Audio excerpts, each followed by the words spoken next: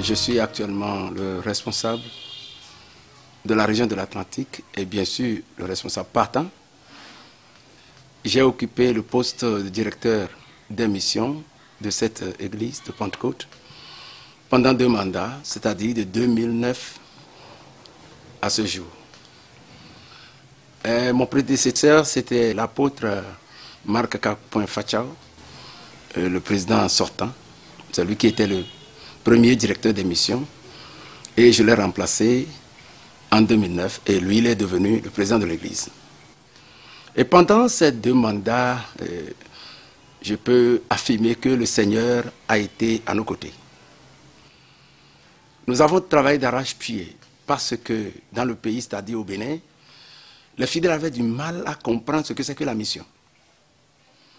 Étant donné qu'en ce temps-là, la mission ne disposait pas d'une caisse nationale qui s'occupait des affaires de cette institution.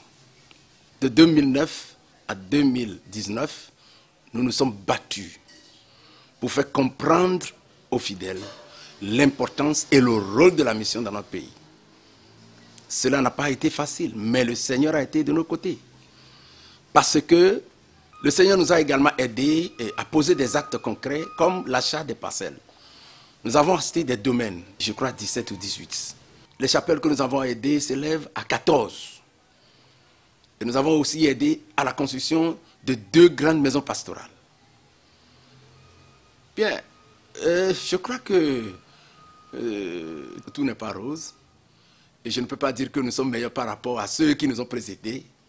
Mais le Seigneur n'a pas manqué de venir à notre secours. Et aujourd'hui, la mission est reconnue par tous les fidèles et par tout le monde, y compris les ministres.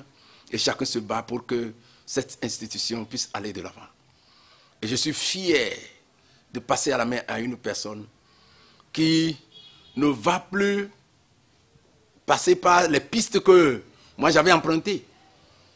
Et dans ma passation de service, je lui ai dit que comme le roi David avait tout mis en place à son fils Salomon, afin qu'il ne souffre de rien avant de bâtir le temple, de même, je lui ai tout préparé pour qu'à son arrivée, il ne souffre de rien. Je fais taire les chiffres, sinon, il vient et il se met au travail. Il ne va pas souffrir comme nous. Donc, c'est ce que je peux dire par rapport au travail que nous avons pu abattre. Je suis ému du fait que le Seigneur nous a aidés à faire des élections transparentes et paisibles. Et depuis les élections jusqu'à ce jour, aucun incident majeur n'a été mentionné. Les préparatifs ont commencé correctement et nous sommes maintenant à pied d'œuvre d'organiser cette grande séance.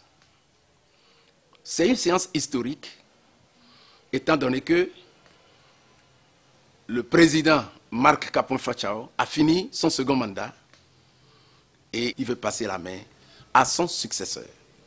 Je veux nommer le révérend apôtre Olachi Félicien. Ce jour-là, c'est un jour de joie, un jour de réjouissance, où nous allons montrer aux yeux de tout le monde combien de fois l'Église devient de plus en plus mature par rapport à la spiritualité. Parce que l'Église qui passe la main, c'est-à-dire une institution, je veux dire une institution, un exécutif national qui finit son mandat et qui passe la main à un autre, démontre sa maturité spirituelle. C'est pourquoi mon cœur est rempli de gratitude à l'Éternel Dieu pour cette occasion qui marque à notre Église un autre tournant, un tournant décisif. Je remercie le Seigneur qui a aidé l'apôtre Fachao à conduire cette Église pendant 10 ans. Ce n'est pas une chose facile de rester à la tête d'une église sur le plan national.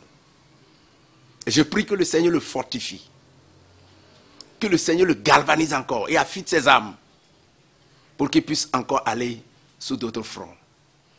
Et je suis en train de prier également pour celui qui va le remplacer, afin que l'onction qui se reposait sur Fachao se repose également sur lui. Nous prions que le Seigneur, le Dieu du ciel, conduise tous ceux qui seront présents à ce rendez-vous, ceux qui viendront de la Côte d'Ivoire, du Mali, du Togo, du Burkina Faso et surtout du Ghana, que le Seigneur nous amène sains et saufs.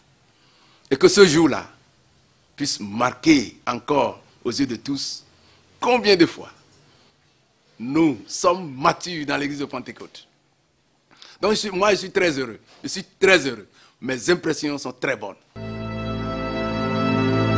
Je voudrais d'abord les féliciter à cause de leur élection. Moi j'ai fait 27 ans dans l'exécutif national. Et je voudrais leur dire que rester dans l'exécutif national n'est pas une chose facile. C'est très difficile. Ils vont se créer des amis et aussi des ennemis.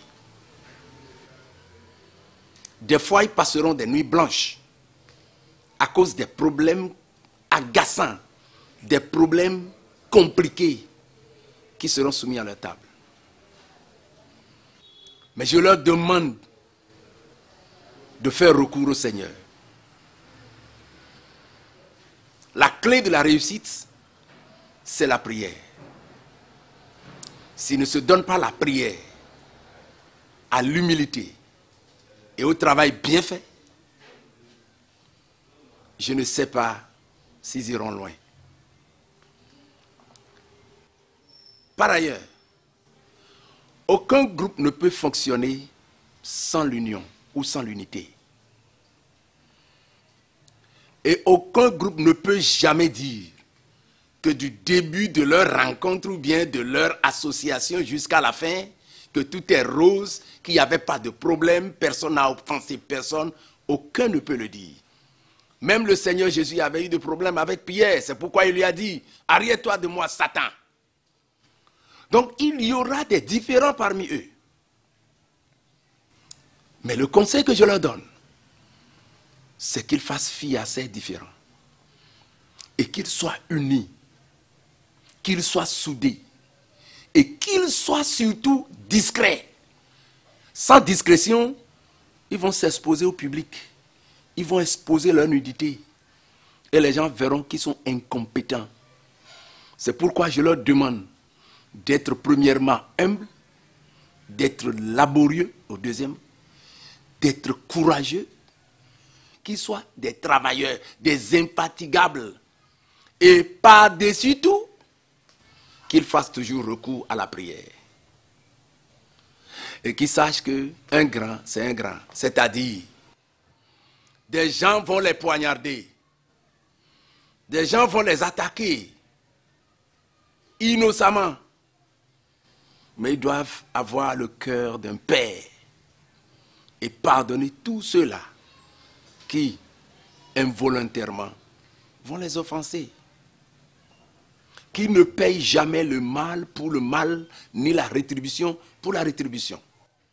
Dès qu'ils commencent par le faire, du fait que quelqu'un a parlé mal d'eux, quelqu'un les a offensés, alors ils vont dérailler. Car notre Père, Jésus-Christ, c'est un Dieu qui pardonne. C'est pourquoi il a dit au calvaire, Père, pardonne-les, car ils ne savent pas ce qu'ils font. Donc ils doivent être munis d'un cœur compatissant, d'un cœur qui pardonne. Et ce faisant, je crois que le Saint-Esprit va les aider à aller au bout de cette lourde tâche qu'il leur a confiée. Je vous remercie.